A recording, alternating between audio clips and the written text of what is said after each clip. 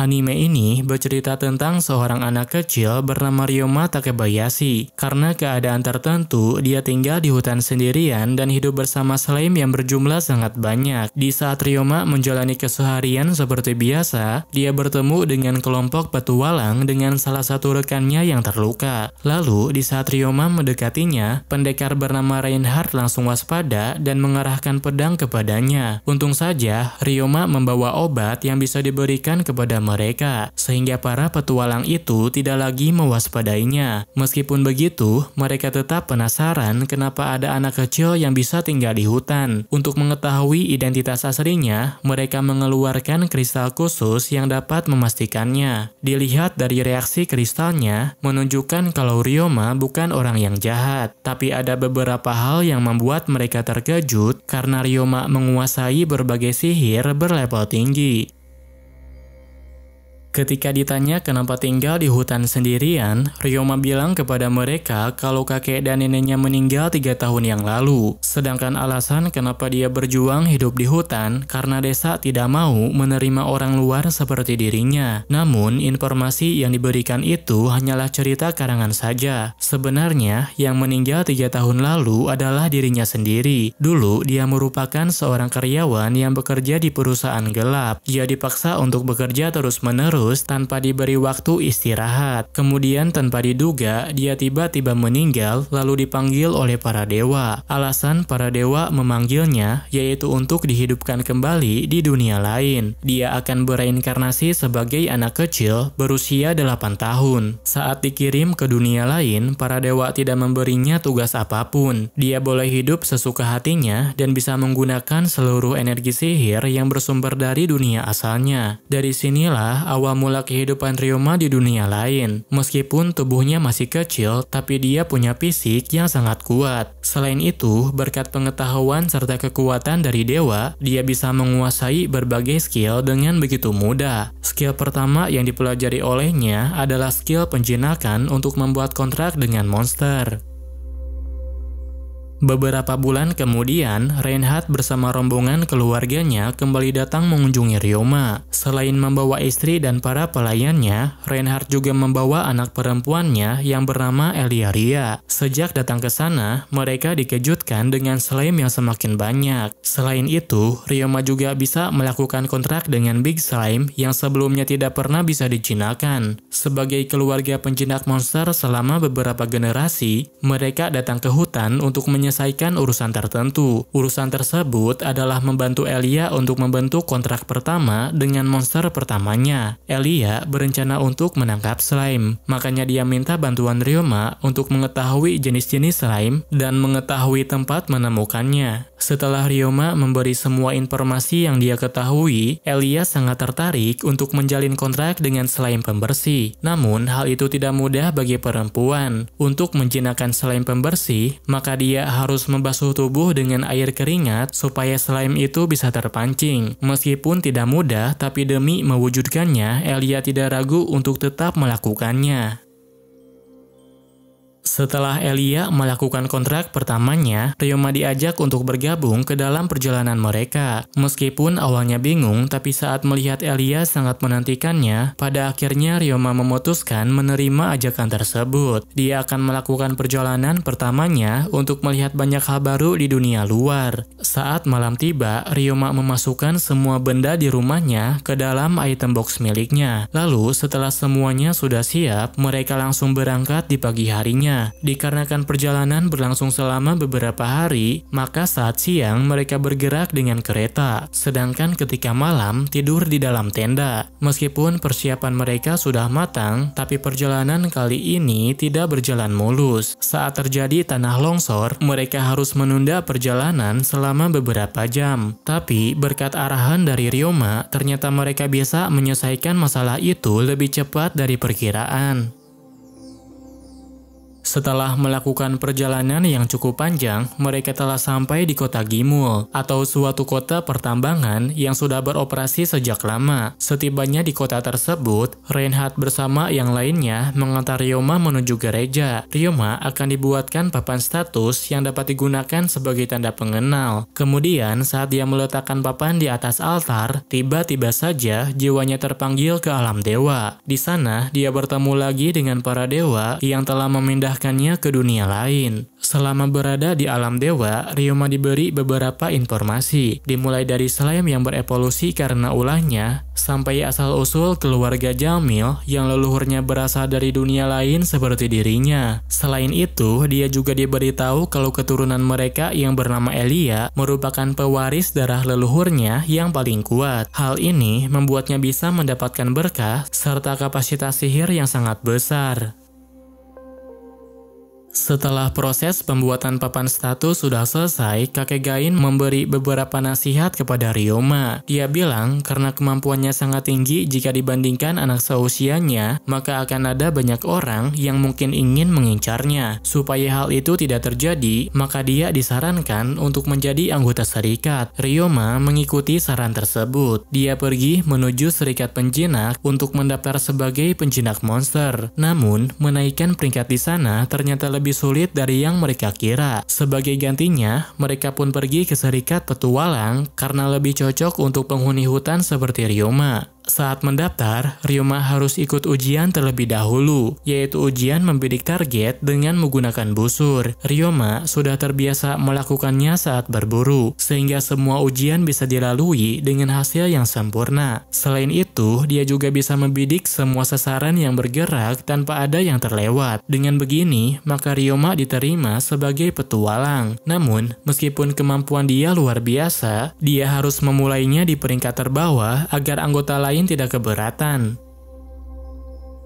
Pekerjaan pertama yang diambil oleh Ryoma adalah membersihkan rumah seseorang yang penuh dengan sampah. Alasan rumah itu dipenuhi sampah bukan karena ulah pemiliknya, tapi karena tempat pembuangan di samping rumahnya yang sudah lama tidak terurus. Ryoma memutuskan untuk mengatasi sampah-sampah tersebut dengan memanfaatkan slime peliharaannya. Selain menggunakan slime, dia juga membersihkan ruangan dengan sihir sehingga ruangan itu kembali bersih. Dengan mengulangi cara yang sama, pekerjaan itu pun selesai dengan cepat. Sebagai pemilik rumah, Mia sangat berterima kasih kepada Ryoma. Oleh karena itu, dia memutuskan untuk memberikan imbalan tambahan sebagai tanda betapa senangnya saat pekerjaan tersebut diselesaikan olehnya. Setelah menyelesaikan pekerjaan tersebut, ketua serikat mengundang Ryoma ke ruangannya. Dia ingin memberi saran pekerjaan yang cocok untuknya. Pekerjaan itu adalah membersihkan toilet umum yang sudah sangat kotor karena diabaikan oleh pemerintah.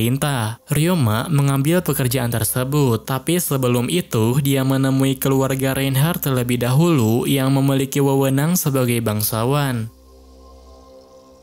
Setelah mengetahui kalau kebersihan di kota itu tidak diperhatikan, mereka menyimpulkan kalau pemerintah telah menggelapkan dana. Padahal, pemerintah pusat sudah menyediakan uang agar kebersihan kota itu tetap berjalan. Setelah itu, Sebas diberi perintah untuk segera menyelidikinya. Sedangkan Ryoma mulai menjalankan misi untuk membersihkan saluran toilet umum. Ketika membersihkan saluran, Ryoma merasakan ada misama yang terbentuk di dalam sana. Misama adalah kekuatan sihir berbahaya yang bisa menyebabkan kematian. Oleh sebab itu, dia memutuskan untuk melaporkan hal ini kepada serikat agar tidak ada orang yang mendekat ketika dia membersihkannya. Elia dan yang lainnya sangat mengkhawatirkan Ryoma, tapi mereka tidak bisa menghentikannya karena hanya Ryoma saja yang bisa mengatasi masalah tersebut. Dengan dijaga oleh para petualang, Ryoma kembali membersihkan saluran toilet yang sudah tercemar. Dia bekerja selama berhari-hari tanpa mengeluh atau merasa kesulitan. Kemudian, di pagi hari ketiga, semua saluran toilet umum berhasil dibersihkan. Dengan begini, Ryoma bisa pulang dan mendapat hadiah yang setimpal. Ketika pulang, dia mendapatkan sambutan hangat, hingga membuatnya sampai menangis karena teringat pada ibunya saat berada di dunia sebelumnya.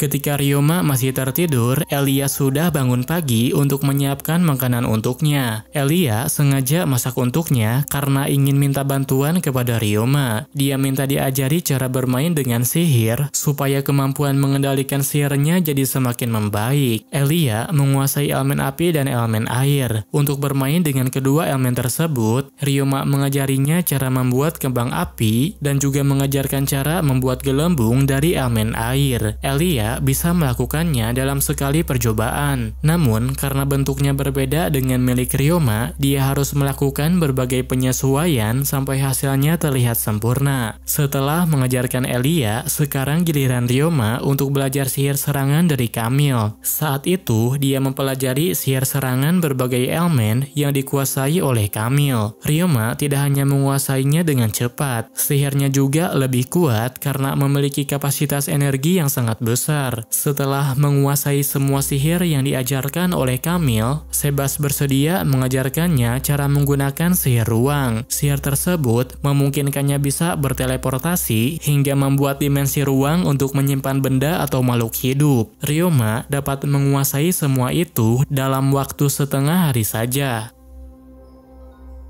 Keesokan harinya, mereka pergi menuju area tambang yang sudah terbengkalai. Tujuannya adalah untuk melatih Elia supaya bisa melawan monster. Reinhardt dan yang lainnya pergi ke tambang yang berbeda, sedangkan Elia dan para pengawalnya memasuki tambang yang tidak terlalu berbahaya. Ketika mulai memasuki tambang, mereka langsung berhadapan dengan monster belalang sembah. Monster itu tidak terlalu kuat, tapi karena bisa berkembang biak dengan cepat, maka kemungkinan jumlahnya ada banyak. Dengan dijaga ketat oleh para pengawalnya, Elia menyerang monster itu menggunakan elemen air miliknya. Meski serangannya tidak akurat, tapi setelah beberapa kali mencoba, dia pun berhasil mengalahkannya. Kemudian, saat giliran Ryoma telah tiba, dia membuat semua orang kagum dengan kemampuan bertarung jarak dekatnya. Dalam waktu singkat, dia bisa membasmi beberapa monster dalam sekali serang. Setelah itu, mereka terus menjelajahi tambang. Namun, dikarenakan jumlah monster di dalam tambang itu tidak diketahui, maka setelah keluar dari tambang, mereka memutuskan untuk melaporkannya kepada serikat. Kemudian, pihak serikat menanggapi kabar tersebut dengan mengerahkan petualang untuk menyelidikinya lebih lanjut.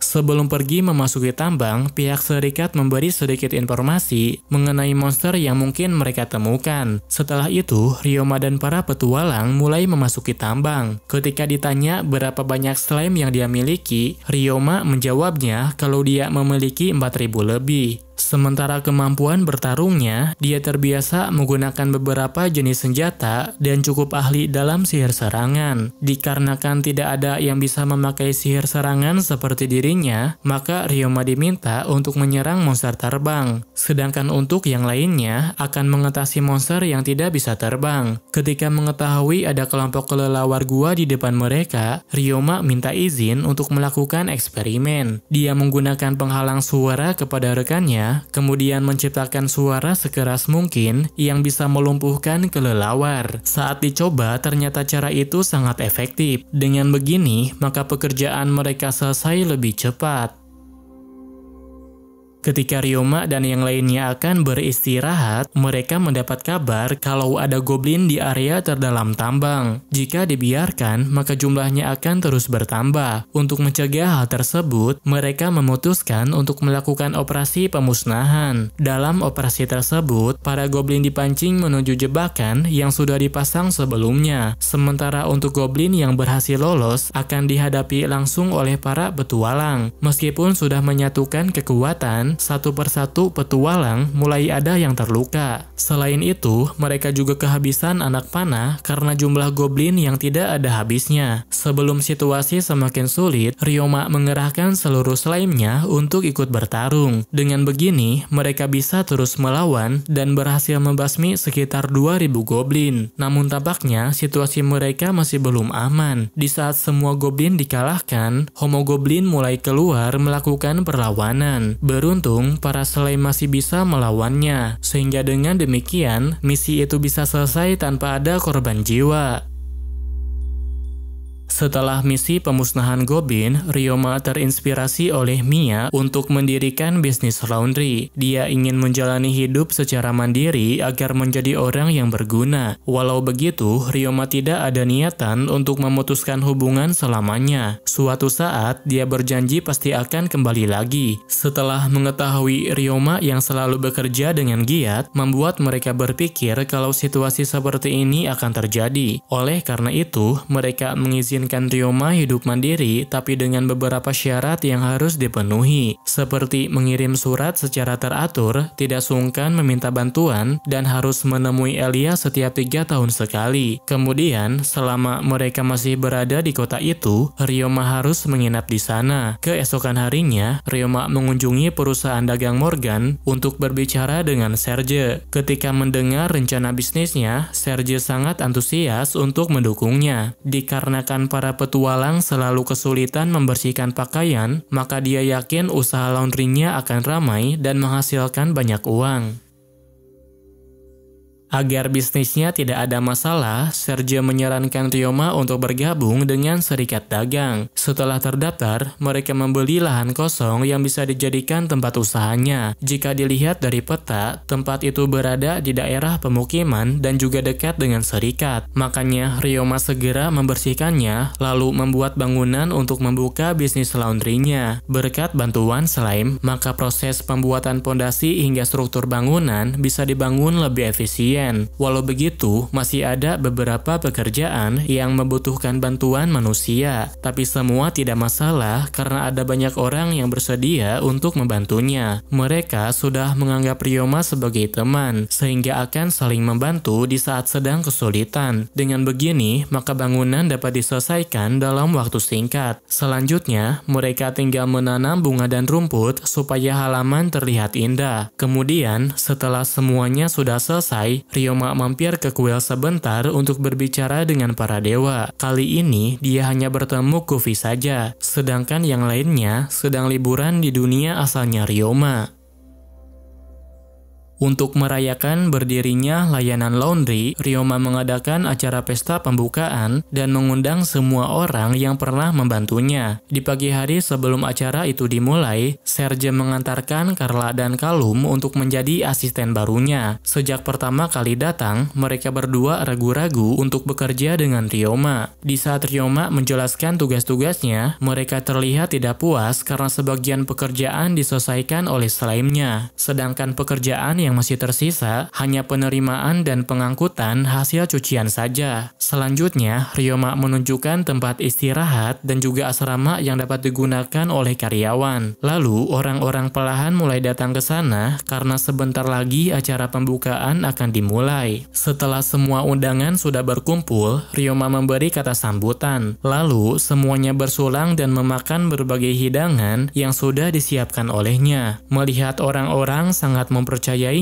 membuat pandangan Carla dan Calum jadi berubah drastis. Pada akhirnya, mereka memutuskan untuk membantu Ryoma dalam menjalankan bisnisnya sebaik mungkin.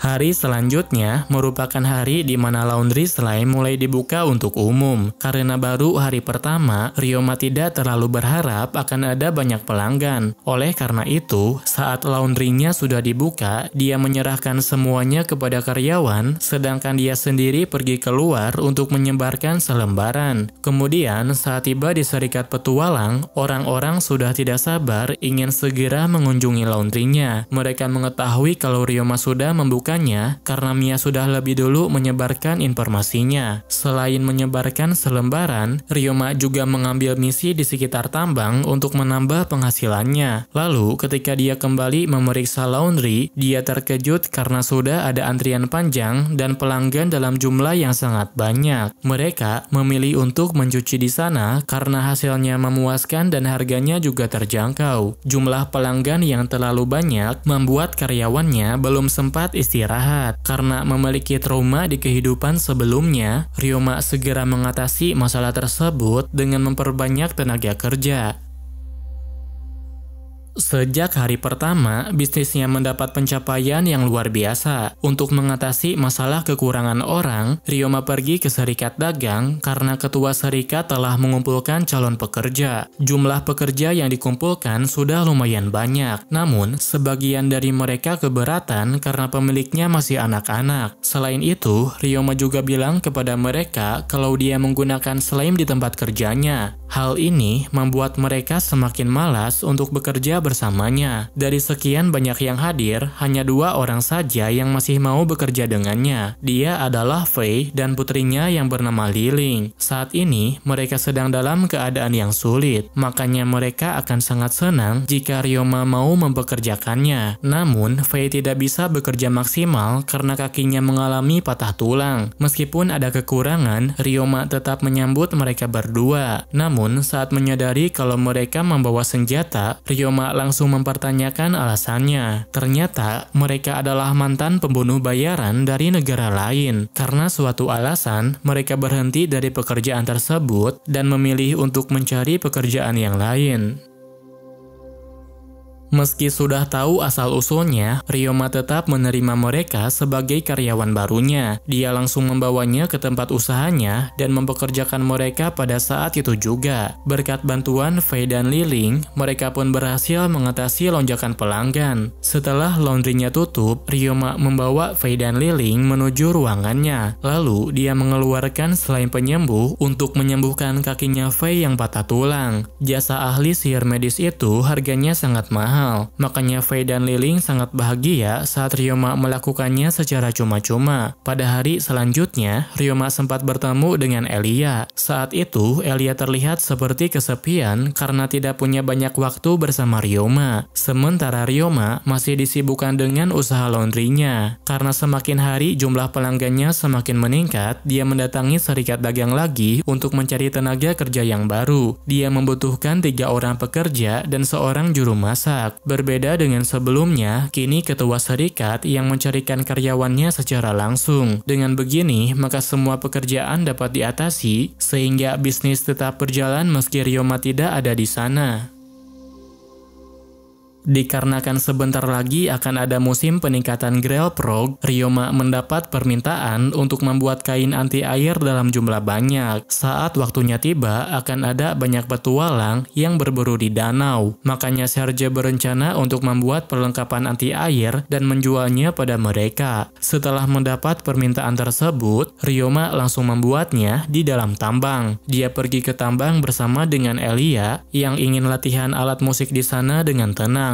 Setelah melapisi kain dengan cairan slime, Ryoma harus menunggunya sampai kain itu kering. Karena proses pengeringannya membutuhkan sedikit waktu, dia juga memanfaatkan kesempatan tersebut untuk membuat boneka dari batu. Boneka yang dibuat oleh Ryoma hasilnya sangat detail dan menakjubkan, membuat Elia dan keluarganya kagum dengan kemampuannya. Dengan boneka seperti itu, mungkin Elia tidak lagi kesepian ketika sedang sendirian. Keesokan harinya, Ryoma datang ke laundry untuk memastikan kalau semuanya baik-baik saja. Setelah itu, dia kembali pergi ke tambang untuk membuat kain sekaligus berlatih bersama slime-nya.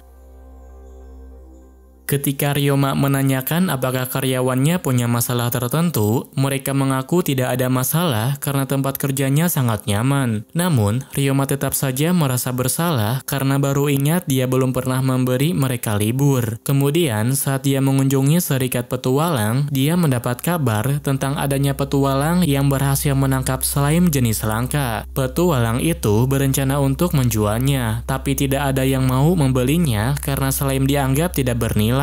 Sebagai penjinak slime, Ryoma ingin sekali mendapatkannya. Dia bersedia untuk membelinya dengan harga mahal jika slime itu memang jenis langka. Kemudian, saat mereka menunjukkan slime tersebut, dia langsung memutuskan untuk membelinya. Saat itu, mereka mengalami masalah keuangan. Makanya saat Ryoma membelinya dengan harga mahal, mereka berterima kasih karena sudah terbantu olehnya. Slime yang baru saja dibeli itu terlihat seperti gumpalan darah. Tampaknya dia juga memiliki kebiasaan meminum darah dari makhluk hidup yang lain. Dengan memilikinya saja, membuat Ryoma sangat senang sampai terlihat seperti anak kecil biasa.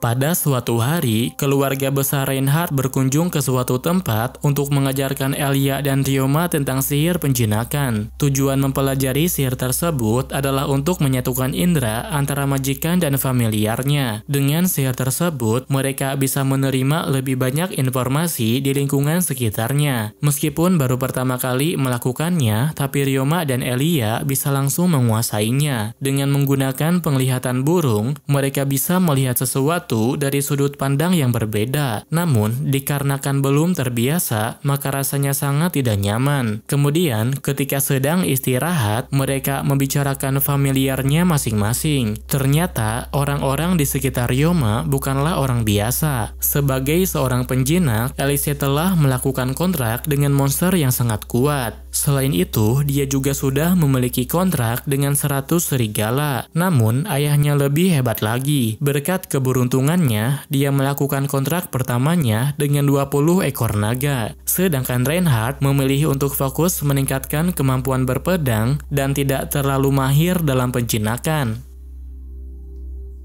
Setelah membuat kain tahan air, Ryoma mendapatkan keuntungan yang lumayan besar. Di saat peningkatan Grillfrog semakin dekat, para petualang mulai mencari pakaian tahan air di perusahaan dagang Morgan. Di saat yang lain fokus menangkap Grillfrog, Ryoma dan Elia berencana untuk menangkap burung limor yang hanya muncul saat momen tersebut. Oleh karena itu, Ryoma mencoba latihan bermain musik agar burung itu mudah dijinakkan. Kemudian, saat mereka sampai di lokasi penangkapan Grillfrog, ada seorang penjinak yang mencoba menjinakkan burung limor. Namun, dikarenakan kemampuan bermusiknya kurang bagus, burung itu mengeluarkan suara aneh seakan sedang mengejeknya. Karena kesal, penjinak itu mencoba menyerangnya. Hal ini membuat burung limor terganggu dan melawan balik dengan memakai sihir berbahaya. Selain sihir tebasan angin, di antara burung itu juga ada yang bisa memakai sihir kegelapan, membuat orang-orang yang mendengar suaranya jadi terkena serangan mental. Karena memiliki bakat ketahanan mental, Ryoma bisa mengatasi burung tersebut. Namun, dia juga kehilangan kesempatan untuk menjinakkannya sekarang.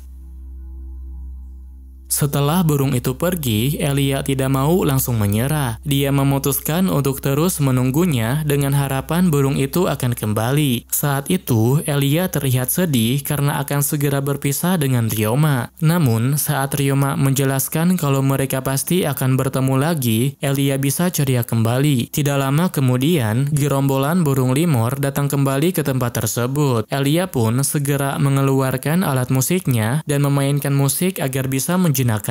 Hasilnya, burung itu menyukai penampilan musiknya. Lalu, saat mereka mulai mendekat, Elia segera membuat kontrak dengan burung tersebut. Selanjutnya adalah giliran Ryoma. Dengan bermain gitar, dia berhasil membuat burung limor mendekat dan dijinakkan oleh dirinya. Di antara burung-burung tersebut, terdapat 2 burung yang sudah berevolusi. Selain itu, karena permainan gitarnya sangat merdu, maka orang-orang di sekitarnya juga sangat menyukainya. Di malam harinya, mereka mengadakan jamuan besar untuk merayakan keberhasilan Elia dan sebagai pesta perpisahan Ryoma. Sebelum berpisah, Elia memberitahu Ryoma permasalahan yang dialami olehnya. Sebenarnya, dia tidak memiliki orang dekat yang bisa disebut teman. Tidak ada yang mau berteman dan takut mendekatinya, karena dulu dia pernah melukai seseorang dengan kekuatan sihirnya yang sulit dikendalikan. Meskipun mengetahui hal tersebut, pandangan Ryoma terhadap masih belum berubah. Dia bilang dia tidak akan takut kepada Elia meski belum bisa mengendalikan kekuatan sihirnya. Sebaliknya, Elia juga bilang apapun yang terjadi, dia takkan takut kepada Ryoma. Oleh karena itu, dia menitipkan salah satu benda berharga miliknya supaya mereka bertemu lagi meski sudah berpisah dalam waktu yang lama. Pada hari selanjutnya, Elia dan rombongannya mulai berpisah dengan Ryoma. Meskipun Elia dan Ryoma terlihat kesepian, tapi mereka akan terus berjuang dan berjanji untuk bertemu lagi.